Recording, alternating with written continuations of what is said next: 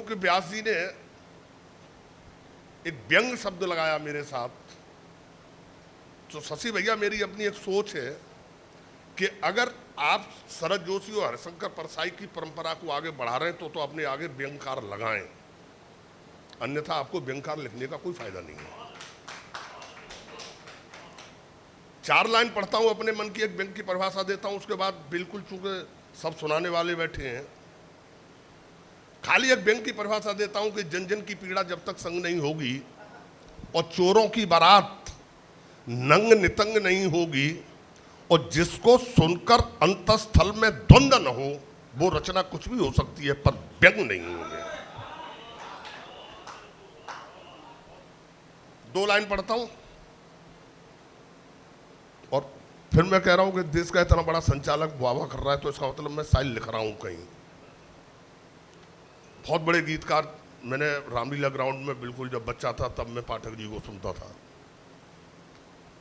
अंतरराष्ट्रीय मार्केट से हमें पेट्रोल 35 रुपए की मिल रही है और हम पेट्रोल के 100 रुपए चुका रहे हैं। यहां से 2 लाइन पढ़ता हूं कि पेट्रोल 35 रुपए लीटर, 65 रुपए टैक्स और भाड़ा, यानी कि 300 रुपए का लहंगा और 3000 का नाड़ा। पेट्रोल 35 रुपए लीटर, 65 रुपए टैक्स और भाड़ा, यानी कि 300 रुपए का लहंगा और 3000 का नाड़ा। मुझे नहीं पता कि अच्छे दिन है कि दुर्दिन है, पर मोदी है तो मोदी है। और अक्कड़ बक्कड़ बम्बे बो, अक्कड़ बक्कड़ बम्बे बो, डीजल 90 पेट्रोल 100 में लागा धागा और सिलेंडर रसोई में से उछलकर भागा। मुझे नहीं पता अच्छे दिन है कि दुर्दिन है, मोदी है तो मुमकिन है। मित्रों, कुछ लोग 5 साल में भैया हमें ठगने आते हैं और जानबूझ के हम ठगे जाते हैं। हमें मालूम है कि ठगने आए और हम ठगे जाते हैं, हमें मालूम है कि हमें छलने आए और हम छले जाते हैं। तब 2 लाइन कहता हूं, अगर आपको ये लगे कि मैंने बैंक की कसौटी पर बिल्कुल सही चोट मारी, कि पागल कुत्तों से बचना चाहता हूं। पागल, बैठ जाओ यार।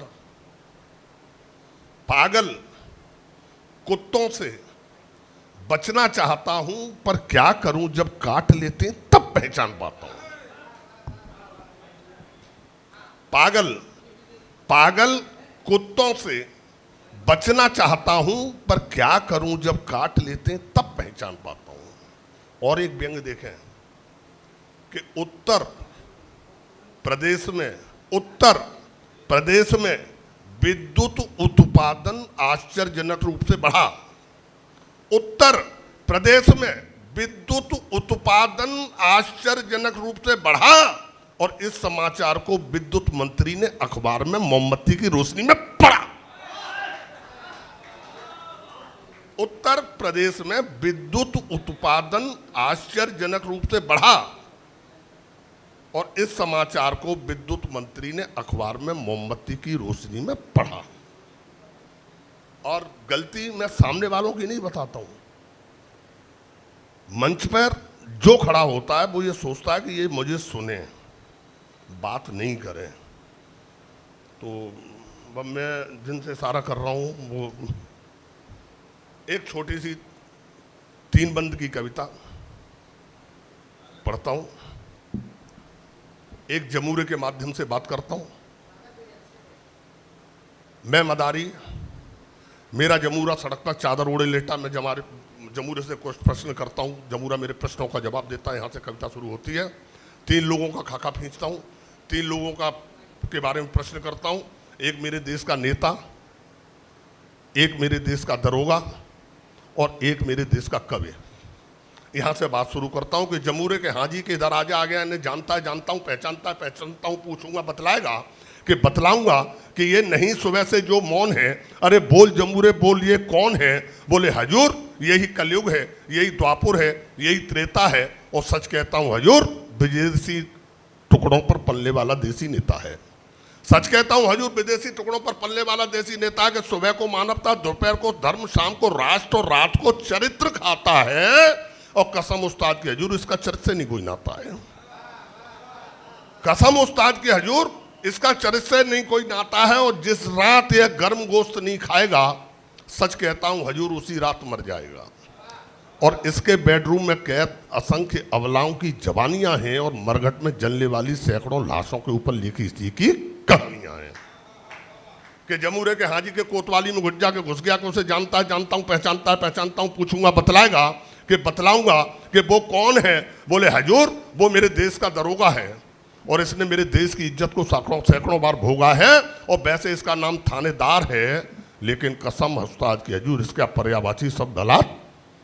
अभी हरियाणा में एक घटना हुई, बलात्कार है और समझता अपने को जनरल डायर है, लेकिन देश का सबसे बड़ा कायर है। और जमूरे बोले से खाकी वर्दी क्यों पहनाई है? बोले हजूर, इसने इस देश की इज्जत खाक में मिलाई है।